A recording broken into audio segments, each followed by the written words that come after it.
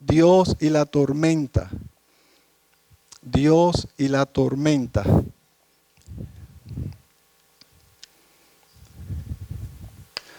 Yo me pregunto, me hice una pregunta, ¿cuántos pastores en este día, por lo menos en el sur de la Florida, van a hablar de Dios y la tormenta? Pero me parece un tema totalmente oportuno a la situación que hemos acabado de pasar, ¿no? Y Dios y la tormenta, ese es el título. Si están tomando nota, como siempre les repito, deberían ser todos ustedes. Ese es el título, Dios y la tormenta. ¿Qué vamos a hacer en este estudio? Bueno, la introducción, si la pueden poner la introducción, y la introducción va a explicar el propósito de este estudio. El propósito de este estudio. La próxima, por favor. Ok, en este estudio vamos a contestar esta pregunta, ¿no? ¿Cómo nosotros, como creyentes, podemos explicar y entender los desastres naturales? Por llamarlos así. Por eso puse entre comillas, o entre paréntesis, actos de Dios, actos de Dios. Porque en realidad eso es lo que son actos de Dios.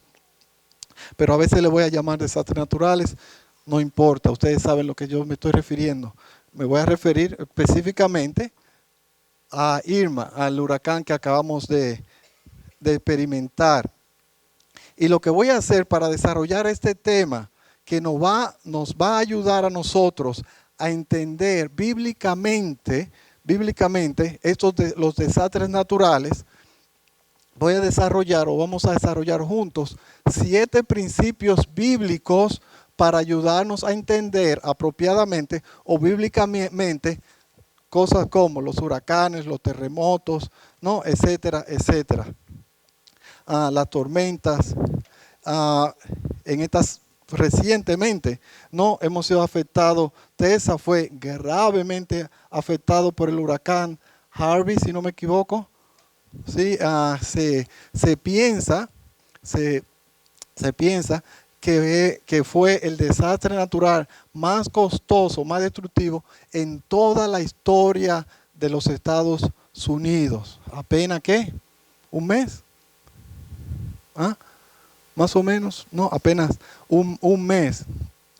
Mientras nosotros estábamos experimentando el huracán Irma, o antes, no sé el tiempo exacto, pero se me hizo saber que hubo un terremoto en México, si no me equivoco, de 8 puntos, sí, o sea, no recuerdo en realidad, escuché cuántos muertos hubieron, pero bueno, no, cientos y cientos de personas con hogares destruidos, y en realidad no sé cuántas docenas de personas quedaron sepultadas por este terremoto.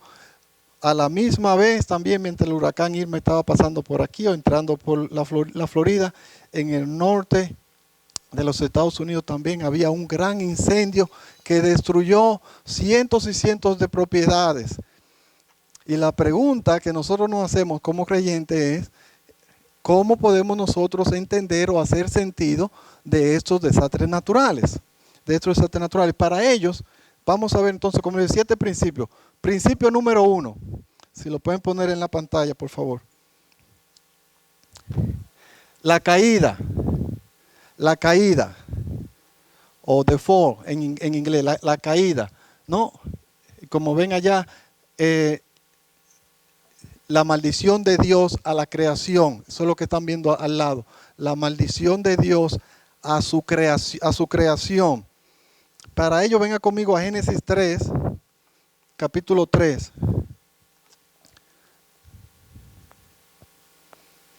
Génesis capítulo 3, versículo 17. Creo que ustedes todos saben dónde estamos. En Génesis 3, la creación, capítulo 1, capítulo 2, donde Dios crea el universo, crea al ser humano y le da todo al ser humano, al hombre, a Adán y a Eva, para disfrutar, con excepción de una cosa. de una fruta. Con excepción de esa fruta, ellos podían disfrutar de toda la creación. Y la creación, como Dios la creó, era perfecta, era buena en gran manera. Pero pasó algo. Y ustedes todos saben lo que pasó. ¿Qué pasó? ¿Ah? Más alto. Comieron de la fruta prohibida. Desobedecieron a Dios. Desobedecieron el único mandamiento que Dios les dijo que no podían hacer. Decidieron en ese momento amarse más a sí mismo que a Dios. Amarse más a sí mismo que a Dios. ¿Y qué pasó? Bueno, el versículo 17 nos dice lo que pasó, parte de lo que pasó. Y dice el versículo de Génesis 3, versículo 17, y al hombre dijo, por cuanto obedeciste a la voz de tu mujer y comiste del árbol que te mandé diciendo, no comerás de él, maldita será la tierra por tu causa. Maldita será la tierra por tu causa. Hasta ahí está bien. Ahora, la pregunta es, ¿cómo interpreta el Nuevo Testamento esta maldición? Porque miren, lo que le acabo de decir, hermanos, es que las Escrituras enseñan que cuando el hombre pecó, Dios no solamente trajo juicio sobre el hombre. Dicho sea de paso, ese día comenzaron ellos a morir. El instante que ellos comieron del fruto, comenzaron a morir. La muerte entró en ellos, el principio de la muerte entró en la humanidad. Pero no solamente el hombre tuvo una consecuencia de muerte por desobediencia a Dios, la creación completa, hermanos, cayó en pecado. Dios, en respuesta a la desobediencia del hombre, literalmente, como acabamos de leer, maldijo la tierra. Ahora, ¿cómo interpreta esa maldición el Nuevo Testamento? Romanos 8, vean conmigo Romanos 8, versículo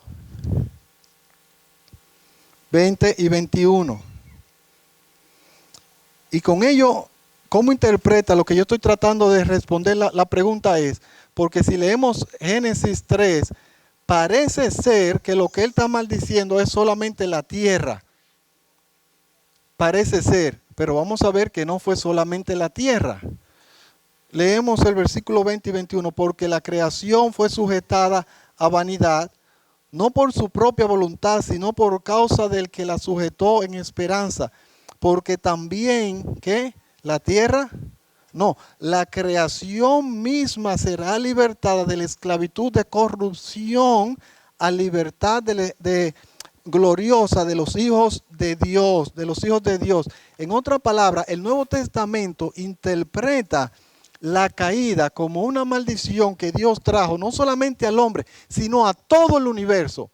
Todo el universo, toda la creación de Dios, hermano, fue maldecida, ¿no? Sujeta a corrupción por causa de la desobediencia del hombre. Permíteme decirle algo. El Evangelio promete a cualquier ser humano, a cualquier persona, que si se arrepiente, que si le da la espalda a sus pecados, y cuando digo sus pecados, a mí siempre me gusta traerle en realidad la esencia de lo que el pecado es. Algunos de ustedes se lo deben de saber de memoria porque me han escuchado a mí decirlo una y otra y otra y otra vez. ¿Cuál es la esencia del pecado? ¿Algún voluntario? Hermanos, una y otra vez se lo he enseñado. La esencia del pecado es amarse a sí mismo más que a Dios. Eso es la esencia del pecado. No, cuando usted lee en Timoteo, por ejemplo, la esencia del pecado es amarse a sí mismo más que a Dios. ¿Cuál es el primer gran mandamiento? Amar a Dios, ¿cómo? Con todo tu ser. Vamos a ponerlo así, ¿no? Con todo tu ser. ¿Cuál es el pecado más grande? No amar a Dios. No amar a Dios, hermanos. Y cuando el hombre decide no amar a Dios, lo que hace es que decide amarse más a sí mismo en lugar de a Dios. Por favor, cuando usted entiende lo que el pecado es, que es amar más a sí mismo que a Dios. Entonces, y solamente entonces que usted puede entender lo inmenso de su pecaminosidad. La inmensidad de su pecaminosidad solamente es entendida en este término cuando usted entiende, hermanos, que el pecado es amarse más a mí mismo que a Dios. Porque lo que Dios me exige primordialmente es que le ame más a Él, que le ame a Él sobre todas las cosas. Y todas las cosas, por si usted no lo sabía, lo incluye a usted. Lo incluye a usted. Y el pecado es cuando nosotros nos amamos más a sí mismo. Dios me dice a esto y yo digo no. A mí no me gusta, a mí me va a traer más satisfacción el desobedecerte y desobedezco. No. Entonces, el Evangelio promete que toda aquella persona que entienda que es un pecador y entienda que hay salvación única y solamente por la persona y la obra del Señor Jesucristo y pone su confianza en Él, arrepintiéndose de haber vivido todos los días de su vida dándole la espalda a Dios, Dios lo va a salvar, Dios lo va a rescatar, a transformar, a redimir y por último Dios lo va a glorificar en gloria en su presencia donde reinaremos por los siglos de los siglos con nuestro Señor y Redentor Cristo Jesús. Amén. Ustedes todos vieron de decir amén, por supuesto, porque esa es nuestra esperanza. Esa es nuestra esperanza, que así como la misma creación gime porque llegue ese tiempo de glorificación, nosotros los hijos de Dios también gemimos todos los días, ¿no? Por este tiempo donde ya no más vamos a pecar en contra de nuestro gran Dios y Salvador, para vivir en la tierra por los siglos de los siglos, como le dije antes, con nuestro Señor Jesucristo y reinaremos con Él en la tierra. Pero no así como está. Pero no así como es ahora. ¿Por qué? Porque el Evangelio también promete redención y transformación a todo el universo. Todo el universo va a ser como el Señor lo creó al principio. Perfecto, perfecto, sin caída, sin pecado, sin muerte, sin tristeza, sin dolores, sin enfermedades, sin huracanes, sin terremotos, sin nada de estas cosas. Pero mientras tanto, nosotros vivimos en un mundo caído, en un mundo sujetado a la maldición de Dios. Y por ello, fundamentalmente, no es la única razón, pero por ello es que primordialmente pasan estas cosas. Porque vivimos en un mundo caído, porque vivimos en un mundo bajo la maldición de Dios mismo. Usted no puede entender, usted no puede dar una explicación bíblica aparte de la caída. Si alguien le pregunta por qué pasan cosas malas si Dios es tan bueno como tú dices, primordialmente o fundamental a la explicación que usted y yo debemos de dar, tenemos que empezar con la caída. Porque pasan cosas malas en el mundo porque vivimos en un mundo caído, primordialmente. Ahora pregunto, ¿qué religión ofrece un Salvador Redentor que nos va a la humanidad, que va a destruir con relación a nosotros de por siempre la muerte y todo lo malo? El cristianismo, por supuesto, el cristianismo es la única religión. Pero ¿qué otra religión, vamos a sumarle a ello, qué otra religión ofrece la solución al problema de la humanidad y la solución a todo lo malo del universo? Permíteme decirlo así, solo de Jesús la sangre. Solo de Jesús la sangre. Hermanos, tenemos que entender el valor de la sangre de Cristo Jesús, que no solamente va a redimir al hombre, a la humanidad de sus pecados, a la humanidad me refiero que es arrepentida, al hombre arrepentido, al hombre salvo, pero también va a redimir toda su creación, toda su creación, donde vamos a vivir con Él, como le dije, en cielos nuevos y tierra nueva. Número 2, entonces el principio número 1 para poder entender los huracanes o el huracán, la caída. El número 2, por favor. La soberanía de Dios. La soberanía de Dios. Y en el Salmo 148, vengan conmigo al Salmo 148, versículo 8.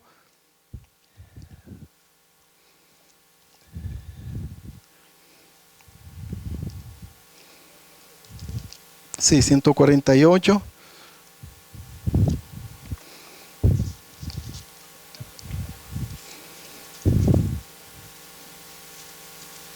El versículo 8 nos dice: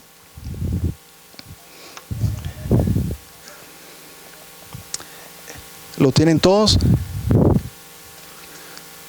¿Lo tienen todos? Sí, ok. Salmo 148. Si no lo tienen, escuchen nada más, por favor. Dice: el fuego y el granizo, la nieve y el vapor, el viento de tempestad que ejecuta su palabra. Como bien dice nuestro hermano pastor John MacArthur en un comentario acerca de este versículo, dice: Dios supervisa el clima de manera soberana. De manera soberana. Hermanos, si yo le hago una pregunta: ¿por qué el huracán Irma no entró por el lado este de la Florida? ¿Por qué entró por el lado oeste de la Florida? ¿Por qué pasó por donde pasó? Por las islas que pasó. ¿Por qué pasó sobre Puerto Rico y después sobre Santo Domingo y después sobre Cuba? ¿No? Tocando más a Cuba, por lo que hemos podido ver, que al mismo Puerto Rico y Santo Domingo. ¿Y por qué más tarde entró por los Cayos? ¿Y por qué entró entonces por el lado oeste? En lugar de tal vez entrar por el mismo medio, como se esperaban, o tal vez por el este. Dicho sea de paso, entre paréntesis, ¿se hubiese imaginado usted si hubiese entrado por aquí? ¿No? Y alguno de ustedes hace así. No, yo no me quisiera imaginar. ¿No? Pero ¿por qué entró y pasó por donde pasó? Por la soberanía de Dios. Por la soberanía de Dios, hermano. Hermanos, por la soberanía de Dios. Porque Dios es soberano. Y Dios ordenó que ese huracán pasara por donde iba a pasar. Por donde pasó. ¿O usted cree que fue suerte? Miren, hermanos, le dije al principio que no, paciencia, amor con los niños. Si veo a uno de ustedes mirando mal o haciendo, tampoco a la madre, ¿no? Vamos a tener una reunión y muy en serio. Usted tal vez va a conocer un lado mío que nunca ha conocido y eso es una promesa. Miren, hermanos, en la suerte no hay consuelo. En la suerte no hay consuelo. Ustedes tienen dos alternativas, generalmente hablando. Ustedes creen, de lo que creen en Dios, que Dios creó su creación, ¿no? Y se apartó de ella y ahora todo ahí a la suerte prácticamente. No está dentro del cubo como estamos estudiando los domingos por la mañana, o sea, dentro de su creación, activamente, soberanamente activo, o sea, que Dios simplemente lo echó ahí a la suerte. Y qué suerte que tuvimos que pasó por el lado este. No, la Biblia no da espacio para este tipo de conclusión. La Biblia dice, ¿se recuerdan de Jonás? Por eso le puse yo Jonás 1:4, no tienen que ir allá, lo pueden escribir. ¿Quién levantó la tempestad? ¿Quién levantó esos vientos y los mares y hizo que el barco prácticamente fuera destruido donde estaba Jonás? Fue Dios. Dios habla, hermanos, Dios habla y los vientos obedecen. Amén y punto. Miren, algunos dirían, por favor, no sea tan extremista, ¿no? Fue por la condición atmosférica, la presión alta, ¿no? Que no subió hasta se mantuvo ahí, ¿no? Manteniendo el huracán para que no suba, hasta que ya vino un frente frío y el frente frío hizo que la presión alta subiera. Entonces ya así comenzó el huracán a subir y qué suerte que esa presión alta lo mantuvo ahí hasta que estuvo bastante al lado oeste. Oh, sí, esa sería la explicación, vamos a decir, atmosférica o científica. Pero permíteme hacerle una pregunta. ¿Y quién está detrás de esos elementos? Dios controlándolos soberanamente. Dios controlándolos soberanamente. Hermanos, número 3, principio número 3, o sea, principio número 1 para poder entender las tormentas, ¿cuál es? La caída. Principio número 2 para poder entender la soberanía de Dios. Y principio número 3, por favor, si lo pueden poner en la pantalla, el carácter de Dios. Otra cosa que tenemos que entender para poder ver apropiadamente o correctamente estos desastres naturales es el carácter de Dios. Y prácticamente solamente lo voy a mencionar. Hermanos, Dios es, como dice allí, Dios es ¿qué? Bueno, justo y sabio. Y todo lo que Dios hace es según su carácter. Todo. Dios no es simplemente, por ejemplo, bueno o amor y todo lo que hace es debido a que Él es amor. Por supuesto que sí, pero no solamente. Dios es un ser complejo, su carácter es complejo. Dios es un Dios bueno, justo y sabio. Y todo lo que hace es según su bondad, su justicia y su sabiduría. Y Dios en su bondad, en su justicia y en su sabiduría, soberanamente hizo que Él crear por sí, o permitir o crear el huracán y que fuese donde fuera, ¿no? Así que Dios es bueno, justo y sabio. Yo no puedo decirle muchas cosas acerca del huracán, pero yo sí puedo decirle muchas cosas acerca de mi Dios. Y le voy a decir 3 cosas. Él es bueno, Él es justo y Él es sabio. Y alabado sea el nombre de Dios. Amén, hermanos. Y cuarta, por favor. Cuarto principio que nosotros tenemos que entender, principios bíblicos para poder entender estos desastres naturales. Vamos a llamarle así, por favor. Desastres naturales los propósitos, el cuarto. Los propósitos de Dios, o God purpose. El propósito de Dios en realidad es plural, no importa. Él o los propósitos de Dios. Vean conmigo, por favor, a un solo pasaje. Vamos a ir a un solo pasaje en Efesios 1. Y yo sé que primordialmente esto está en el contexto de la redención o de la salvación nuestra. Pero aún así es igual para todo. Para todo. Dios tiene un propósito para todo, por supuesto. Y Dios actúa según sus propósitos. El 1. Vamos a leer solamente el versículo 11. Sí, 1:11. ¿Lo tienen todos? Efesios 1, versículo 11. Si no lo tienen, escuchen solamente lo que dice la palabra de Dios. En Él, o sea, en Cristo, asimismo tuvimos herencia, habiendo sido predestinados conforme al propósito del que hace todas las cosas, ¿según qué? Según el designio de su voluntad. O sea, todo lo que sucede, hermanos, es acuerdo a la soberana providencia de nuestro Dios. Todo. Usted dirá, sí, pero todo. Hermanos, todo. Dios es soberano o Dios no es soberano. Una de las dos, ¿no? Y todo, absolutamente todo Dios lo hace con un propósito. Y ese propósito es según su voluntad, según lo que Él quiere, hermanos. Según lo que Él quiere. Ahora recordemos que lo que Él quiere es bueno, justo y sabio.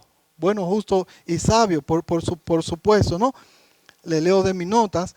En todos los eventos, y especialmente en este tipo de eventos, Dios tiene diferentes y muchos propósitos. Y nosotros nosotros ignoramos muchos de ellos. le hacemos una deshonra a Dios cuando pretendemos saber específicamente el propósito de Dios por haber mandado este huracán. Recuerdo cuando el huracán Katrina, ustedes se recuerdan tal vez, algunos de ustedes que están aquí no habían nacido todavía, pero la mayoría de ustedes sí. Yo recuerdo, yo tenía como algunos 8 años, pero bueno, eso es otra cosa. Y en Cristo, no, tenía más. Pero bueno, miren, escuché de los labios de algunos creyentes decir, bueno, que New Orleans es una ciudad, Sodoma y Gomorra le queda chiquita, ¿no? Y Dios le mandó a Katrina para destruirlo prácticamente, para castigarlo, porque son tan malos. Hermanos, una pregunta. ¿Ustedes creen que nosotros aquí en el lado este de la Florida somos mejores que los que viven en el lado oeste de la Florida? Por favor, hermanos, no hablen por Dios. Donde Dios no ha revelado, no digan ustedes que yo sí conozco el propósito de Dios para tal cosa. Específicamente debemos de ir a la palabra de Dios y ver entonces en la palabra de Dios lo que Él nos ha revelado, que son sus propósitos, ¿no? Y estos, y el punto es que estos son múltiples. Puede ser que Dios en su justicia le mandó el huracán Katrina para abrir los ojos a algunos, pero sus propósitos son múltiples. Y miren, déjenme decirle algunos de los propósitos bíblicos para estos tipos de eventos. Posiblemente, y esto es el primero, posiblemente, y escuchen que yo estoy usando la palabra posiblemente. Posiblemente Él en su sabiduría y en su justicia había determinado quitarle la vida a algunas personas porque su paciencia había llegado hasta aquí. Y Él determinó traerlos a juicio. No creyentes estoy hablando.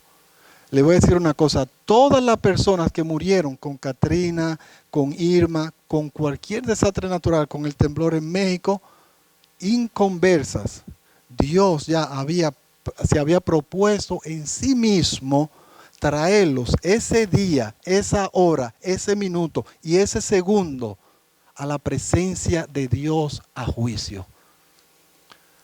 No, ese es un propósito. Uno de los muchos propósitos. El otro propósito, otro, no le voy a mencionar algunos, nada más, nos faltaría tiempo para mencionar todo. No, ¿es esto bíblico, dicho sea de paso, lo que yo acabo de decir? Que Dios es el que quita la vida y trae a la persona a juicio. Le voy a dar un ejemplo antes de seguir, no pensaba darle ningún ejemplo, pero por si acaso, ¿se recuerdan el rico insensato? Que tenía tanto que llegó un día a decir, tenía un dolor de cabeza, que decía, ¿y qué voy a hacer yo ahora con tanta riqueza? Y se acuesta, ¿no? Y se levanta y dice, ya sé lo que voy a hacer. Voy a construir graneros más grandes, voy a hacer esto, ¿no? Y voy a tener tanto que... ¿Qué respondió el Señor? Insensato, ¿no sabe que esta noche yo estoy llamando tu alma a mi presencia para traerla a juicio de condenación? Y es así. Es bíblico. Dios, ¿no? A veces dice, hasta aquí llegaste, te voy a traer a juicio y hasta aquí llegaste. Ahora, la otra cara de esa misma moneda es que, por supuesto que no solamente inconversos mueren. ¿O ustedes creen que los creyentes no mueren por desastres naturales? ¿Ah? ¿Ustedes creen o no lo creen? Claro que sí, no tengan temor de decirlo, claro que sí. Bueno, puede ser, por supuesto, ¿no? Que para ellos, puede ser, no, es así, porque también la Biblia lo respalda, que Dios en su sabiduría, en su justicia y en su bondad para ese hermano, decidió llevarlo a su presencia para estar en el cielo y gozar de su presencia por los siglos de los siglos. Por supuesto, ¿no? Yo por eso no sé qué tanto miedo a veces con la tormenta. Porque mire, si Dios decide quitarte la vida, según Pablo, según las Escrituras, hay ganancia. Anyway, esa era otra Es otra cosa que maybe la toquemos ahorita. Pero otro propósito puede ser tomar un grupo de los suyos, como yo vi en esta congregación, ¿no? Y glorificarse a través de ellos. Glorificarse a través de ellos, ayudándose, amándose, orando uno por los otros. Vi, ¿no? Bueno, mi esposa me mostró, yo no tengo Facebook, que algunos de ustedes pusieron habitaciones al servicio, a la orden, a la disposición de cualquier hermano. Para la gloria de Dios lo hicieron, hermanos, ¿no? Y así, yo lo puedo decir, por ejemplo, humillarnos. ¿Por qué? Porque Dios toma a la persona, toda persona que salva, ¿con qué propósito? Primordialmente. Bueno, el propósito último, por supuesto, es llevarlos a su presencia, pero mientras están aquí, para formarlos a la imagen de Cristo. Y Dios usa, según Romanos, ¿no? Capítulo 8, que todo, y eso incluye los huracanes, los terremotos, todo. ¿Para qué? Para formar en nosotros un carácter cristocéntrico, ¿no? Y llevarnos, por supuesto, a depender de Dios. Yo no sé usted, pero a mí me humilló este huracán. Porque yo vi en este huracán mi insuficiencia para poder, ¿no? De una manera apropiada, cuidar a mi familia. Vamos a decirle así, si usted me permite, un animal como este, categoría 5, llega a entrar por mi casa y pobre de mí y de mi familia, hermanos.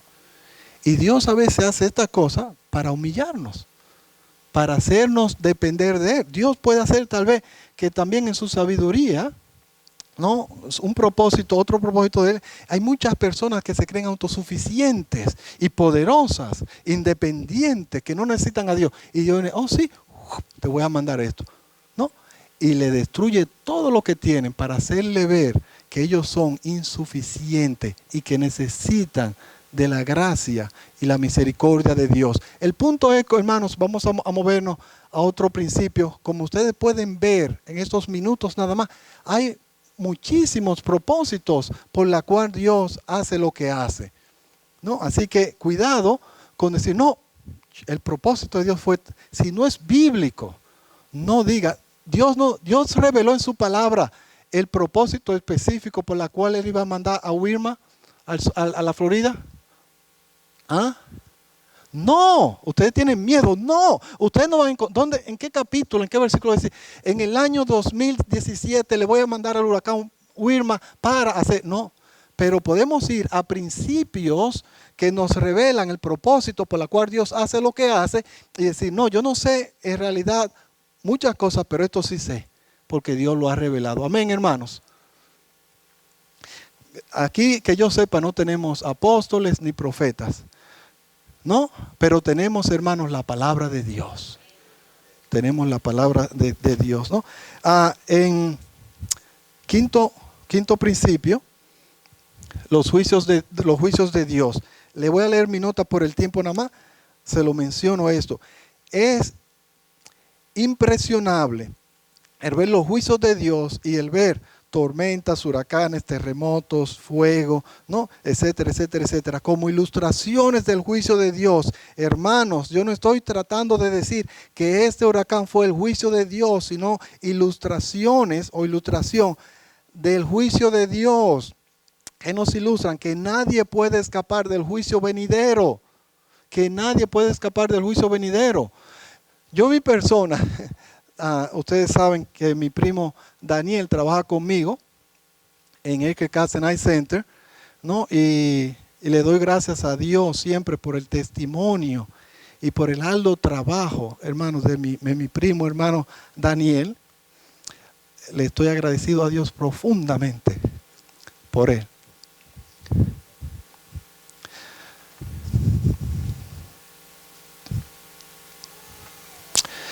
Pero hubo una persona allí que corrió para Orlando. No es Jesucito. Y después estaba en Orlando y viendo la televisión y vio ya que el huracán iba más o menos por Orlando y se fue para la costa, para Daytona, creo que fue. Fue para Daytona y se fue para Daytona y seguía viendo la televisión y dice, uy, vamos a ver, ella y su esposo, ¿no? Y si viene por aquí, bueno, nos vamos por allá. Y si viene por allá, nos vamos por aquí. Y se la pasó en eso, ¿no? Miren, hermanos, estos son ilustraciones. ¿Por qué? Porque el juicio de Dios, nadie se va a poder escapar de él. El juicio viene y nadie se va a poder escapar de él. Tal vez nos escapamos de la tormenta, ¿no? El este de la Florida.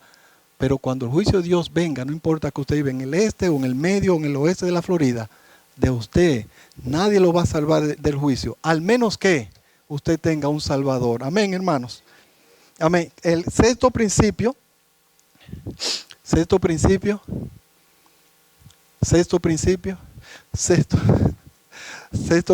por favor, gracias.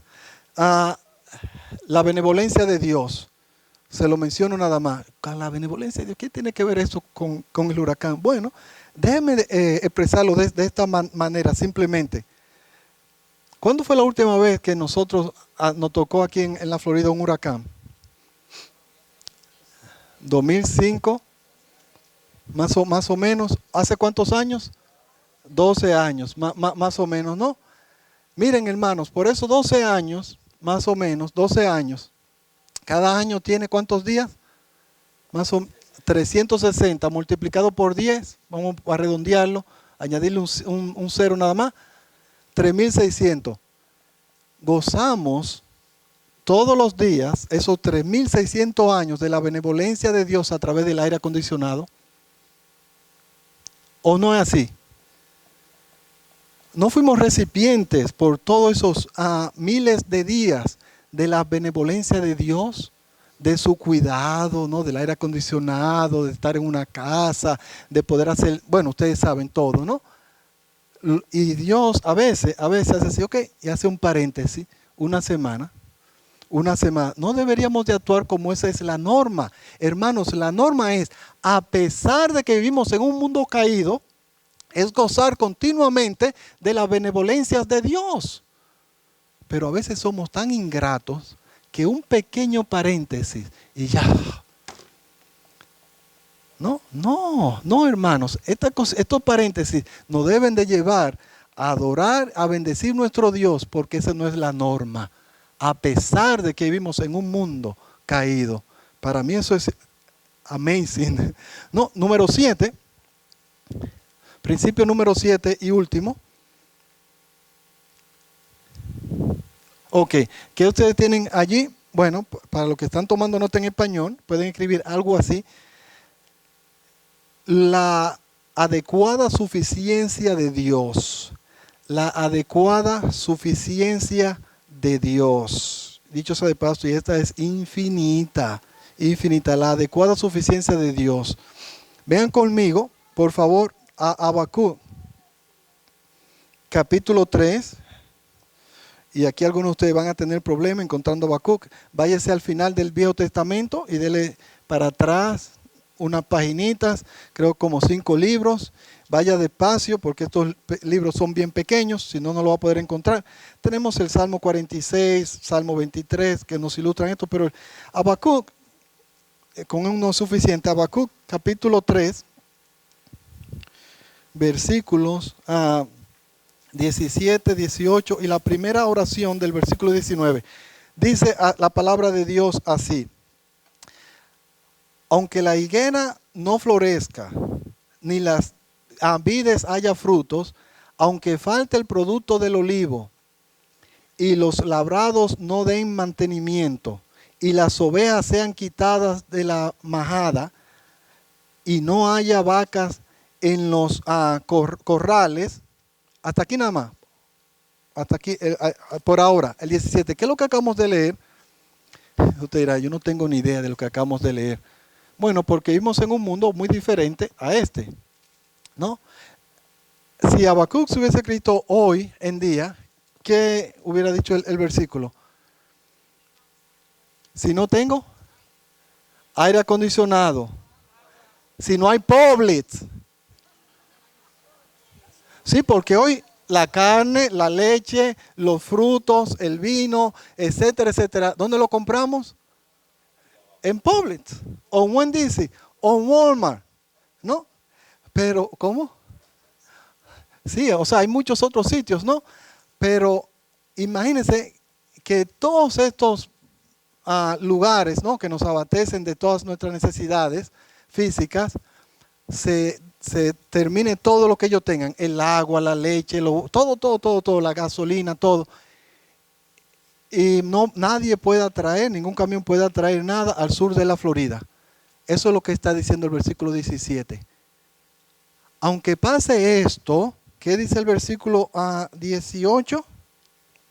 Con todo, yo me alegraré en Jehová y me gozaré en el Dios de mi salvación. Jehová, el Señor es mi fortaleza, es mi fortaleza. Miren, hermanos, Habacuc sabía que en realidad, permíteme leerle simplemente un comentario que hace John MacArthur también de este versículo. No, dice, la seguridad y la esperanza no están basadas en las bendiciones temporales, sino en Dios mismo. Sino en Dios mismo. Hermanos, ¿de dónde viene nuestro socorro? De Dios. ¿De dónde viene nuestra ayuda? De Dios. ¿De dónde viene, hermanos? No, ¿de dónde viene nuestra provisión? Por ejemplo, si tenemos pérdida en el huracán, usted dirá, no, de FEMA, del seguro, de un hermano, ¿no? ¿Y qué son esos? ¿Acaso esos no son instrumentos de Dios para suplir las necesidades adecuadamente o para suplirnos adecuadamente, suficientemente, ¿no? O en una forma adecuada nuestras necesidades? Por supuesto que sí, por supuesto que sí. Un pequeño paréntesis de segundo nada más. Si usted no tuvo pérdidas, si usted verdaderamente no tuvo pérdidas, por favor no mienta diciéndole a FEMA, al gobierno, que tuvo pérdida para que le den chinchín. Eso es mentira. Y eso nadie, mucho menos los creyentes, lo deberían hacer. Amén, hermanos. Amén. Debemos de ser honestos, por supuesto, para traerle gloria a nuestro Señor Jesucristo con honestidad. Y este punto, como lo pueden ver allí, tiene letra A y letra B. La letra A dice que Dios es suficiente, fiel, que Dios es fiel para suplir todas nuestras necesidades físicas o materiales, ¿no? Eso es lo que dice. Letra A, nuestro Dios, hermanos, mis notas dicen es poderoso y fiel. Aquí tienen fiel nada más, para suplir nuestras necesidades físicas o materiales. En Mateo 6 nos dice, no vayan allá, nos dicen que nosotros como creyentes no debemos de andar afanándonos, ¿no?, en temor por nuestras necesidades materiales, porque Dios suple a las aves, por ejemplo, no, todo lo que ellos necesitan. Y dicen, ¿cómo si Dios suple las necesidades de las aves? Dice, ¿cómo no va a suplir todas nuestras necesidades? Dice, más buscar primeramente el reino de Dios y su justicia, y todas las otras cosas Él la va a añadir es santo. Miren, algo que yo le debo decir, al menos que Dios en su bondad, justicia y sabiduría decida llevárselo a usted a su presencia, y eso es ganancia, Dios le va a suplir todas sus necesidades. ¿Me entiende? Si no es el propósito de Dios de llevárselo al cielo, Dios está comprometido con nosotros de suplirnos adecuadamente todas nuestras necesidades. Y digo suplirnos adecuadamente todas nuestras necesidades, porque yo no creo, como muchas personas, ¿no?, que si tengo fe, Dios me va a dar, no, ustedes saben, que Dios me va a prosperar en una forma. Eso no es lo que promete el Evangelio, pero el Evangelio sí promete que mi Dios va a suplir adecuadamente todas mis necesidades. Amén, hermanos. Letra B, nuestro Dios también, por supuesto, ¿no?, es poderoso y fiel para suplir todas nuestras necesidades espirituales. La mayoría de nosotros pasamos en realidad una semana totalmente fuera de una rutina, ¿no?, usual. Esa fue la realidad. No tuvimos el domingo pasado, no hubo servicio. El domingo pasado fue el día del huracán. El miércoles antes nos estábamos preparando para el huracán. Y el miércoles después del huracán, ¿no?, todavía estábamos muchos sin luz, etcétera, etcétera, etcétera. Estábamos arreglando nuestras vidas, ¿no?, o nuestra casa, etcétera, etcétera. 3 servicios que lo tuvimos que cancelar. Y la realidad es que muchos de nosotros, como yo, no hicimos lo que debíamos de hacer. No tuve mis devociones como usualmente las tuve. Y es entendible por un lado, pero por el otro lado, yo sé que tuve oportunidad de hacer mucho más de lo que hice y no lo hice. Y lo confieso delante de ustedes, vergonzosamente, pero así fue. Pero a pesar de eso, hermanos, nuestro Dios, como ustedes ven allí, la letra B tiene dos subtítulos o dos puntos, ¿no?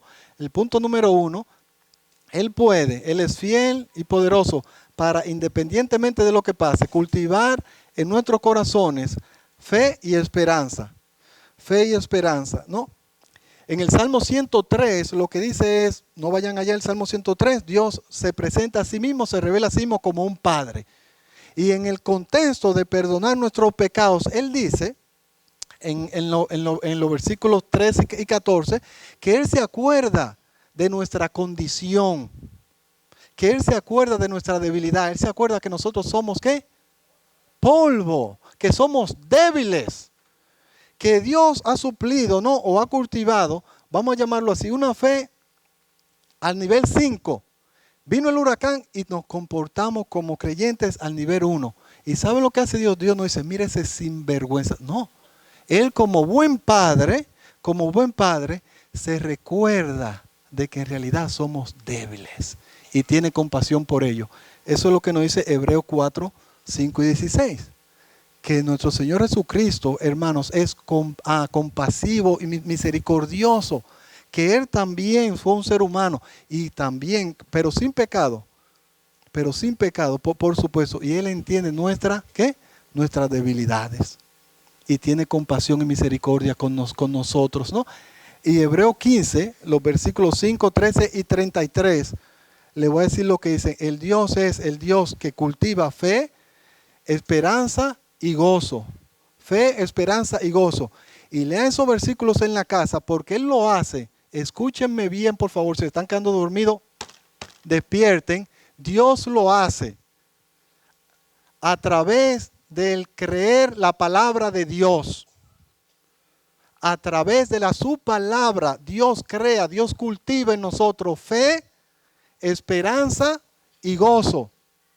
Aparte de la palabra, escuche joven, escuche adulto, escuche niño. Si usted está descuidando el estudio, la meditación de la palabra de Dios, es cosa de tiempo para usted comenzarse a comportar como uno del mundo. Porque no es que yo vine a Cristo y ¡pum! Ya, voy a vivir mi vida independiente de las Escrituras y me voy a comportar, ¿no? Y voy a creer y a comportarme según Dios quiere. Eso no es así. Dios es el Dios que obra, que cultiva, hermanos, en nuestros corazones fe, gozo, todas estas virtudes cristianas a través de el creer la palabra de Dios. A través del creer la palabra de Dios, ¿no? Así que si usted está descuidando, si usted descuidó el estudio de la palabra de Dios, la lectura de la palabra de Dios esta semana, hermanos, Dios entiende que vivimos, que pasamos por algo no inusual. ¿Ok? Pero peor todavía, si usted está descuidando el estudio de la palabra de Dios continuamente en su vida personal, pare, no lo haga más. Va a comenzar a vivir, es cosa de tiempo, pero va a comenzar a vivir como una persona del mundo.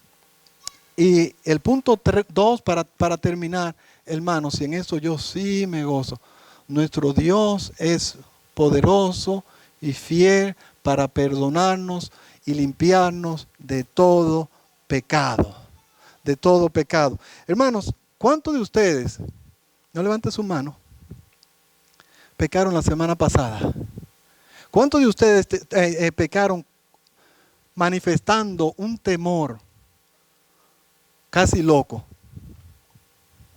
¿No? ¿Cuántos de ustedes manifestaron ser impacientes con sus seres amados? ¿No? Sí, Brunilda, yo te estoy mirando las manos. Pero ¿sabe qué? No solamente tú, yo también, hermanos. Yo también. Yo también pequé con el Señor la semana pasada. Déjenme hacer la pregunta de otra manera. Y yo estoy terminando, no se preocupen, no me comiencen a mirar mal. ¿Cuántos de ustedes no pecaron la semana pasada? No perdieron la paciencia, no tuvieron temor, no hicieron lo malo delante de Dios. Si levanta la mano, le vamos a llamar a 911 porque aquí hay un loco o una loca. Porque la realidad es que todos pecamos. Y puede ser como Brunilda y yo, que tal vez pecamos más esa semana por causa de la circunstancia que lo usual. Pero, gloria a Dios, nuestro Dios es el Dios que se complace en perdonarnos.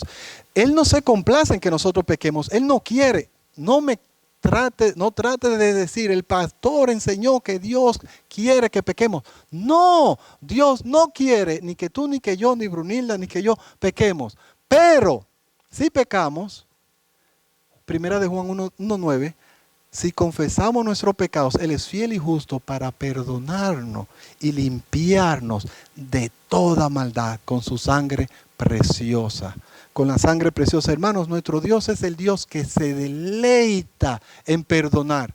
Si hay algo en la cual Dios se deleita, hermanos, es en perdonar. ¿Y cómo tú lo sabes, pastor? ¿Cómo tú lo sabes?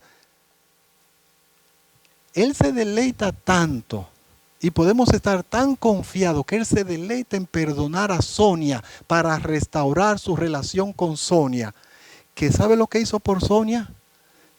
Que mandó a su hijo a morir por Sonia en una cruz. Para perdonarla y para establecer una relación de paz con ella y de bendición. Y lo mismo podemos decir a todos nosotros, hermanos. Dios es loco, por así decir, en perdonarnos. Tanto, amén, por supuesto, tanto, que mandó a su Hijo unigénito. Dos cosas, ¿pecaste contra el Señor esta semana? Confiésale. ¿Nunca le has confesado a Dios como Salvador y Señor de tu vida? Confiésale, porque el Dios de las Escrituras, el único y verdadero Dios, es el Dios que perdóneme por decirle así, por favor. No me tire piedra.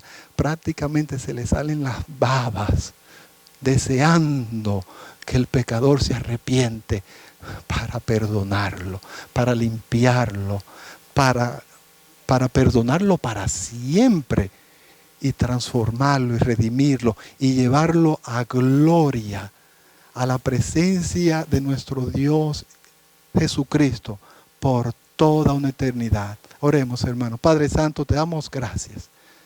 Te damos gracias porque tú nos has dado todo lo que necesitamos entender en las Escrituras. En tus Escrituras o en las Escrituras tenemos, Padre, todo lo suficiente para poder entender estos, como los llaman, desastres naturales, actos de Dios en realidad. Y las Escrituras claramente nos dicen que estas cosas pasan porque vivimos en un mundo caído, en un mundo, una humanidad y un mundo rebelde en contra tuya. Y tú justamente, santamente, respondiste contra el pecado del hombre, trayéndole a juicio, trayéndole muerte y trayendo maldición sobre la creación. Padre, te damos gracias porque tú eres un Dios soberano.